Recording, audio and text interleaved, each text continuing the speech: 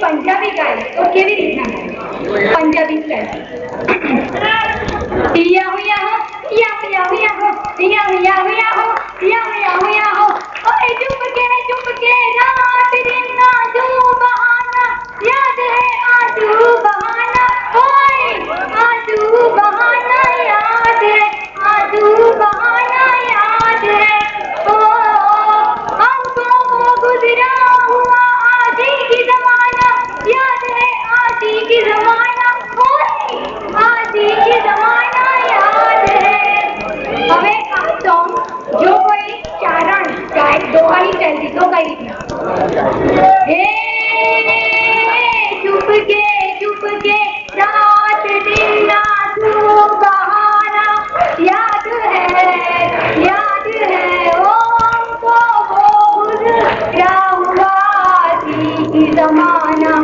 याद है रही रे वो जमाना याद है रही रे वो जमाना याद अरे आज जो कोई भजन नहीं रीतना गाय तो कई रीतना चुप के रात दिन चुप के रात दिन आंसू बहाना याद है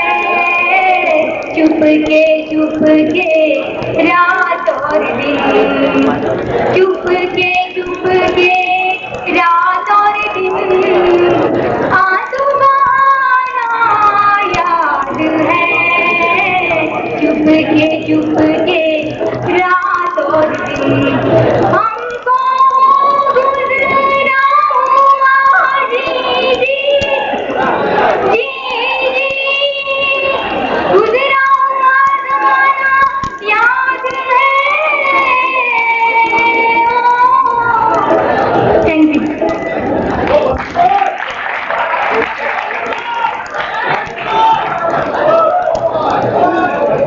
दोस्तों, जब पेशेंट और डॉक्टर के यहाँ जाता है तो काफी एंशियस होता है, काफी घबराया हुआ होता है। अभी आपके सामने एक ड्रामा लेके आ रहे हैं, उसमें एक पॉलीक्लिनिक है और उस घबराहट में जो पेशेंट के बीच में मिसअंडरस्टैंडिंग होती है तो उससे खास पर स्थिति पैदा होती है, उसका मजा लीजिए। ड्रामा में जो डॉक्टर बना है वो है वीरेंद्र, हस्बैंड गणपत, कपल है नीलेश और सुमा और पेशेंट है शैलेश। ड्रामा कुछ यूं है कि उसमें गायक डिपार्टमेंट भी है और ईएनटी डिपार्टमेंट भी है। तो एक कपल गायक डिपार्टमेंट में आया हुआ है, वाइफ का एग्जामिनेशन चल रहा है और हस्बैंड बाहर बैठा है वेटिंग रूम में। दूसरा एक कपल आया है, वो है ईएनटी के लिए, ईएनटी डिपार्टमेंट में उसे जाना है। अब जो मिसअंडरस्टैंडिंग हुई है उसका मजा लीजिए आप। Thank you.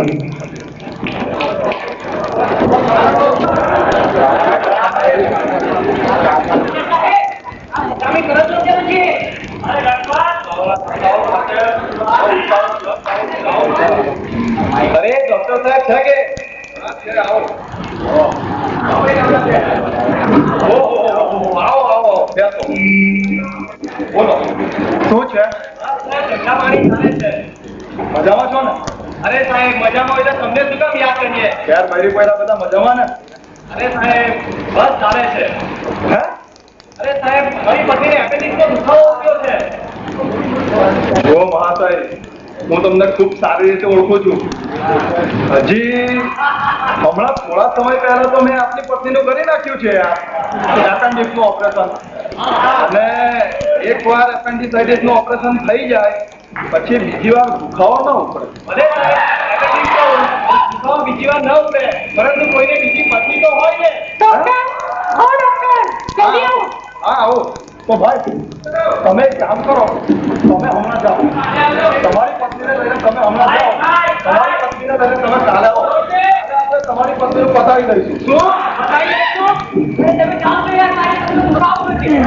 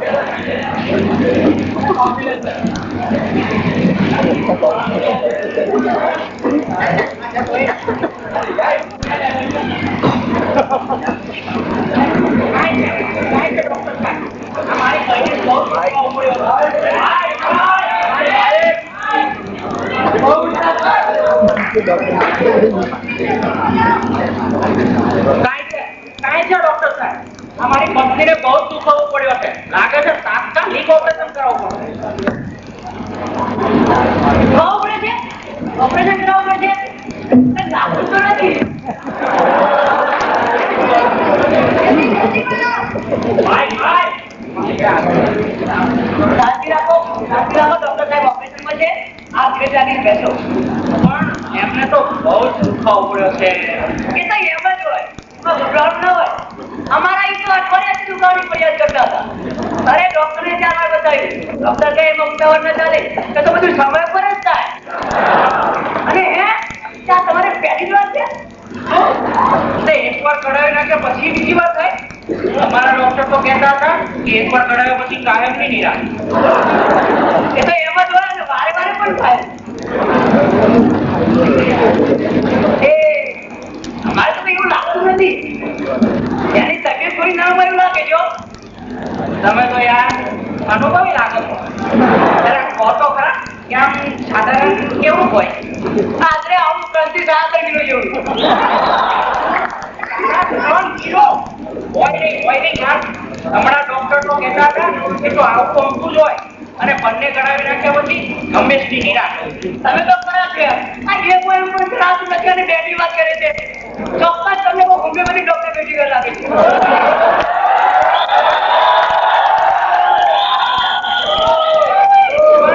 તમે ફોટો કરો કે આમ કાઢે કઈ રીતે કેવી રીતે કાઢે ભલા માણસ આમ તો નોર્મલ નીચે દીખાય બધો વધારે તકલીફ હોય તો હટ કરો તમે હવે તો હટ થાય છે અમારા ડોક્ટર કહેતા હતા એ તો ઉપરથી ઈપીએથી ખેંચી લેવાનું હોય જરા થોડી વાર મોઢું ફાડી રાખવું પડે એટલું જ નોર્મલી તો નીચેથી થાય પણ જો વધારે તકલીફ હોય તો પેટ કાપવું પડે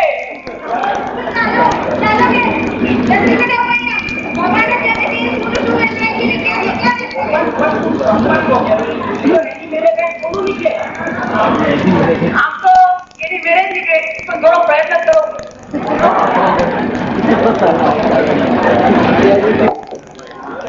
કોંગ્રેચ્યુલેશન મિસ્ટર પટેલ કોંગ્રેચ્યુલેશન તમને 5 કિલોનો હેલ્ધી બાબો થયો છે